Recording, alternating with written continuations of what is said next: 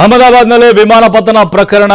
ಅಮೆರಿಕಾಗೆ ವಿಮಾನದ black box ರವಾನೆ ಮಾಡಲಾಗಿದೆ. ನ್ಯಾಷನಲ್ ಟ್ರಾನ್ಸ್ಪೋರ್ಟ್ ಸೇಫ್ಟಿಯಿಂದ ದತ್ತಾಂಶ ಸಂಗ್ರಹ ಮಾಡಲಾಗಿದೆ. ವಿಮಾನ ದುರಂತ ರಹಸ್ಯ ಹೊಂದಿರುವಂತಹ ಬ್ಲಾಕ್ ಬಾಕ್ಸ್ ಇದು. ಬ್ಲಾಕ್ ಬಾಕ್ಸ್ನಲ್ಲಿರುವಂತಹ ಮಾಹಿತಿ ಆಧರಿಸಿ ತನಿಖೆಯನ್ನು ಮಾಡಲಾಗುತ್ತೆ.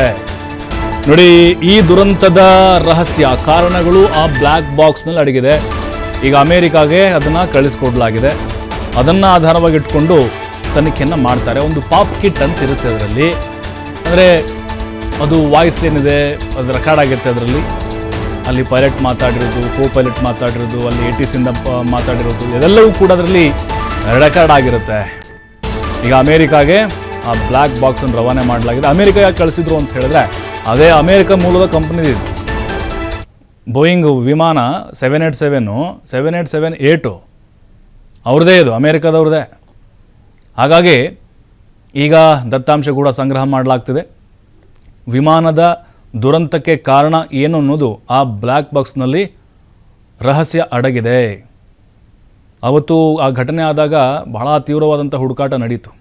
ಅಷ್ಟು ಸುಲಭವಾಗಿ ಬ್ಲ್ಯಾಕ್ ಬಾಕ್ಸ್ಗೆ ಏನಾಗೋದಿಲ್ಲ. ಯಾಕಂದರೆ ಅದು ವಿಮಾನದ ಬಾಲದ ಹತ್ರ ಇರುತ್ತೆ, ಅದು ಭಾಳ ಸೇಫಾಗಿರುತ್ತೆ. ಸುಟ್ಟು ಕರಕಲಾಗಿದ್ದರೂ ಕೂಡ ಅದನ್ನು ಡೇಟಾ ತೆಗಿತಾರೆ. ಭಾಳ ಟೈಮ್ ಹಿಡಿಯುತ್ತೆ, ಒಂದು 3-4 ತಿಂಗಳು ಆಗ್ಬೋದು ಅಂತ ಅನ್ನಿಸ್ತಾ ಇದೆ. ಆ ಘಟನೆಗೆ ಕಾರಣ ನಿಖರವಾಗಿ ಏನು ಅನ್ನೋದು ಈಗ ಬ್ಲ್ಯಾಕ್ ಬಾಕ್ಸ್ನ ಓಪನ್ ಮಾಡಿದ ಮೇಲೆ, ಆ ಡೇಟಾವನ್ನು ಕಲೆಕ್ಟ್ ಮಾಡಿದ ಮೇಲೆ ಗೊತ್ತಾಗುತ್ತೆ.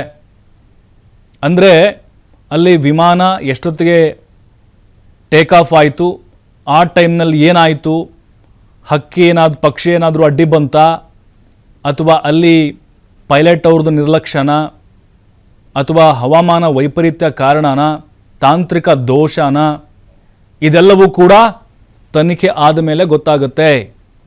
ಬ್ಲ್ಯಾಕ್ ಬಾಕ್ಸ್ ಭಾಳ ಇಂಪಾರ್ಟೆಂಟ್ ಇಲ್ಲಿ. ಸಾಕಷ್ಟು ಅನುಮಾನಗಳಂತೂ ಇದ್ದೇ ಇದ್ದಾವೆ. ತಾಂತ್ರಿಕ ದೋಷವೇ ಈ ದುರಂತಕ್ಕೆ ಕಾರಣ ಅನ್ನುವಂಥದ್ದು ಅನುಮಾನ ಇದೆ.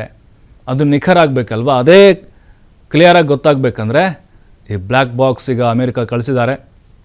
ನ್ಯಾಷನಲ್ ಟ್ರಾನ್ಸ್ಪೋರ್ಟ್ ಸೇಫ್ಟಿಯಿಂದ ದತ್ತಾಂಶ ಕೂಡ ಸಂಗ್ರಹವನ್ನು ಮಾಡಲಾಗಿದೆ. ಅವತ್ತಿನ ಘಟನೆಯ ಹಿಂದಿನ ರಹಸ್ಯ ಅದರಲ್ಲಿ ಅಡಗಿದೆ. ಪ್ರತಿಯೊಂದು ಕೂಡ ಅದರಲ್ಲಿ ರೆಕಾರ್ಡ್ ಆಗಿರುತ್ತೆ. ಪಿನ್ ಟು ಪಿನ್ ಪ್ರಯಾಣಿಕರು ಚೀರಾಡೋದು, ಕಿರ್ಚಾಡೋದು, ಅವ್ರ ಮಾತುಗಳಾಗಿರಬಹುದು. ಜೊತೆಗೆ ಅವತ್ತು ಪೈಲಟ್ ಕೊನೆಯದಾಗಿ ಮೇಡೆ ಮೇಡೆ ಮೇಡೆ ಅಂತ ಹೇಳಿದ್ದು, ATCಯಿಂದ ವಾಪಸ್ ಅಲ್ಲಿ ಕಾಲ್ ಬಂದಿದ್ದು, ಮತ್ತು ಅಲ್ಲಿ ಏನಾದರೂ ಫ್ಯೂಯಲ್ ಸೋರಿಕೆ ಆಗಿತ್ತಾ, ಅಲ್ಲಿ ಏನು ಪ್ರಮುಖವಾಗಿ ತಾಂತ್ರಿಕ ದೋಷ ಏನು ಕಾರಣ ಆಗಿರ್ಬೋದು ಪರ್ಟಿಕ್ಯುಲರ್ ಆಗಿ, ಇದೆಲ್ಲವೂ ಕೂಡ ಅದರಲ್ಲಿ ಅಡಗಿರುತ್ತೆ. ಹಾಗಾಗಿನೇ ಒಂದು ವಿಮಾನ ಪತನ ಆಯಿತು ಅಂತ ಹೇಳಿದ್ರೆ ಮೊದಲಲ್ಲಿ ಹುಡುಕೋದು ಬ್ಲ್ಯಾಕ್ ಬಾಕ್ಸ್ ಆಗಿರುತ್ತೆ. ಅವತ್ತು ಅಹಮದಾಬಾದ್ ದುರಂತಕ್ಕೆ ಸಂಬಂಧಪಟ್ಟಂತೆ ಬ್ಲ್ಯಾಕ್ ಬಾಕ್ಸನ್ನು ಕೂಡ ಅಧಿಕಾರಿಗಳು ಪತ್ತೆಯನ್ನು ಮಾಡಿದ್ರು. ಈಗ ಆ ವಿಮಾನ ದುರಂತದ ರಹಸ್ಯವನ್ನು ಹೊರತೆಗೆಯಲಿದ್ದಾರೆ. ನಿಖರವಾದಂತಹ ಅಸಲಿ ಕಾರಣ ಏನು ಅನ್ನೋದು ಗೊತ್ತಾಗಲಿದೆ. ಈಗ ಬೇರೆ ನಾವೇನು ನೋಡ್ತಾ ಇದ್ದೀವಿ, ಯಾವ ರೀತಿ ತಜ್ಞರು ವಿಶ್ಲೇಷಣೆಗಳನ್ನು ಮಾಡ್ತಿದ್ದಾರೆ ಅಂಥೇಳಿ. ಅದೆಲ್ಲವೂ ಹೌದು, ಬಟ್ ಅನುಮಾನ ಅಷ್ಟೇ, ಕನ್ಫರ್ಮ್ ಆಗಲ್ಲ ಅದು. ಈಗ ಈ ಬ್ಲ್ಯಾಕ್ ಬಾಕ್ಸ್ನಲ್ಲಿ ಅಥವಾ ಕಾಕ್ಪಿಟ್ ಅನ್ನೋ ನಾವೇನು ಕರಿತೀವಿ, ಅದರಲ್ಲಿ ಎಲ್ಲವೂ ಕೂಡ ರೆಕಾರ್ಡ್ ಆಗಿರುತ್ತೆ. ವಾಯ್ಸಿಂದ ಹಿಡಿದು ಪ್ರತಿಯೊಂದು ಟೆಕ್ನಿಕಲ್ ಎವಿಡೆನ್ಸ್ಗಳು ಕೂಡ ಅದರಲ್ಲಿರುತ್ತೆ.